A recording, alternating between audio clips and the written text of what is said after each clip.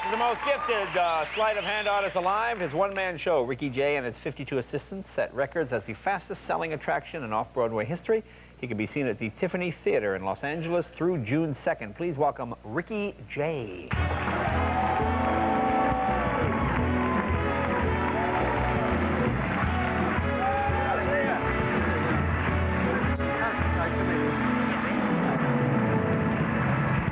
Good to see you again. Thanks, Sam.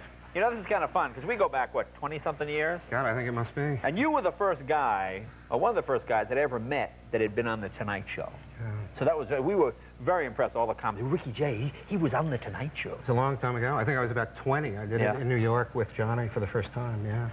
Long time ago. Yeah. Well, he's a huge Magic fan, right? Yeah, it was wonderful. He came to the show the other night. Oh, is that right? Yeah. Yeah, it was really a treat. I mean, he came backstage with his wife and another couple, and I said to him, you know, do you remember the first network appearance I ever did when I was 20 was with you? And he said, oh, yeah, the 70s. And I said, wrong decade.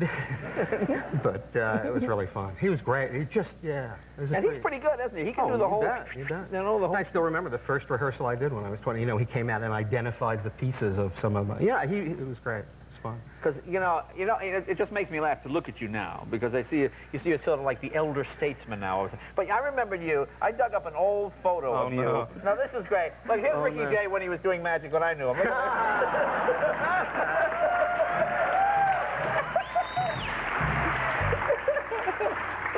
And you used to open for some very strange acts. Oh, man, for years.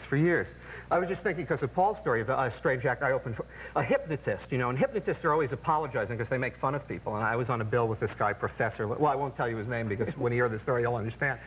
Professor, or whatever his name is. Ladies and gentlemen, if you come to the stage, I will hypnotize you, and you will relax. You will have the most wonderful time in the world, and nothing could possibly be embarrassing. You'll relax. You'll feel more comfortable than you've ever felt. When I count backwards from 10, you'll go to sleep. He brings the people. 10, 9, 7, 6, 5, 4, 3, 2, 1. Sleep, deeper sleep than you've ever had. Are you relaxed? You're relaxed. Good. Now imagine your is 5 feet long. Someone's stepping on it. They're stepping on it. I mean, you know, this is a legitimate way to present hypnosis. I mean,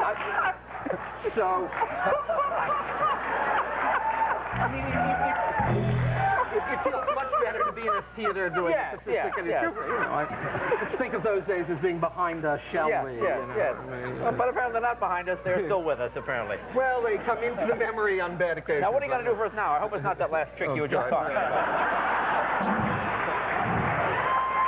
You know, I think I would rather have the ferret in my pants.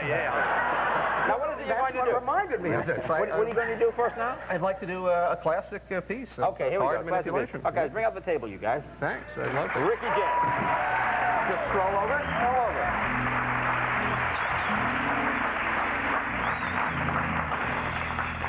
Thank you.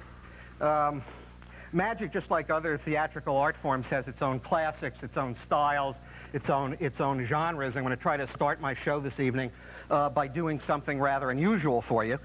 This is a piece that would be different than anything you might see in a context of a theater, but something you might see on a table like this. The first way I'm going to do this effect is the flashy American style. You might remember this from the 1970s.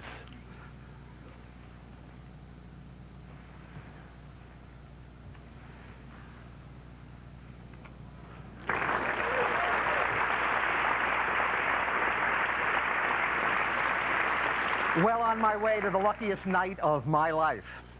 Now, the next effect is you might see the same thing done by a European. The European approach to the same effect. Watch. Ooh. Old Meters tune, Just Kissed My Baby, going back for number 2. Badoo, badoo, badoo. Think about how much better this might look in a frilly shirt with a bow tie.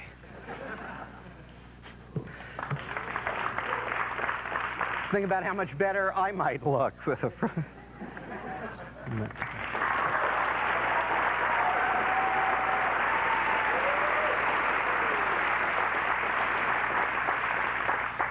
Now, the same effect as you might have seen it performed 100 years ago in a Victorian parlor. Ladies and gentlemen, I shall endeavor to illustrate and show how futile are the attempts of plebeians to enter that select circle of society known as the beau monde. and indeed to show how such entree is prevented by the polite yet frigid exclusiveness of its gentler members. Let us assume it is the occasion of a public reception. Our table the hall, our deck the common herd, and we may fittingly select the four queens as representing the feminine portion of the smart set. Now, as would naturally be the case, I shall besiege these high-strung patrician ladies with attentions from the lower orders, which these next 12 cards shall represent. I shall start by placing 1, 2, 3 outsiders on Her Majesty the Queen of Hearts, the next 3 commoners on the Queen of Diamonds. And although the notice or mention of all these suitors is equally abhorrent to the Grand Dames, I shall place 1, 2, 3 more on the Queen of Spades, and finally the last 3, who have at least been closest to the bottom and therefore most deserving to proffer their homage, on the Queen of Clubs. Ladies and gentlemen, as you have seen, I have brutally taken advantage of these tenderly nurtured and unsophisticated young creatures by placing them in positions which must be extremely galling to their aristocratic sensibilities. Can they endure? Can they endure? Yeah. Indeed they can. Knowing something of the marvelous subtlety, resources, and finesse of the sex, I feel confident these women can, with tact and discretion, easily elude their persecutors and form a more congenial coterie amongst themselves. Watch first the Queen of Clubs. Watch her as she turns her back on the suitors, and then she goes to Windsor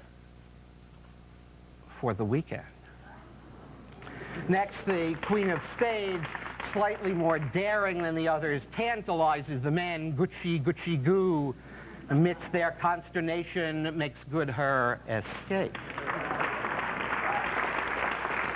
The Queen of Diamonds knows the aphorism, "'Tis easiest to disappear in a crowd." Ladies and gentlemen, now you see her, and alas, now you do not. Or, as I suggested only a moment ago, is it possible these women would seek out each other's company? The fatal vanity of the sex may prove me correct. That's 1. That's 2. That's 3.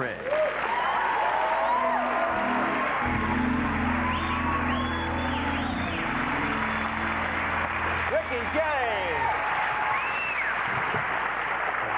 Be right back with Amanda Beard. Great! Ricky Jay!